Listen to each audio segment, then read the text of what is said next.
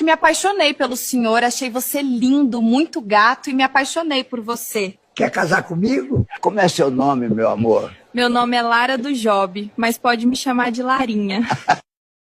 Amor, você pode comprar um iPhone 15 pra mim? Eu compro sim, meu amor. Amorzinho da minha vida. Obrigado, meu amor. Você sabe que eu namoro com tu porque você é lindo. E não por dinheiro, né, meu amor?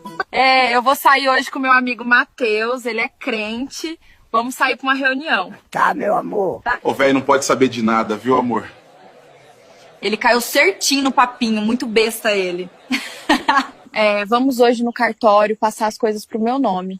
Você disse que antes de a gente casar ia passar tudo pra mim, né, amor? Agora tudo que era seu é dela. Aconteça o que quiser. A partir de hoje, tudo está no nome dela.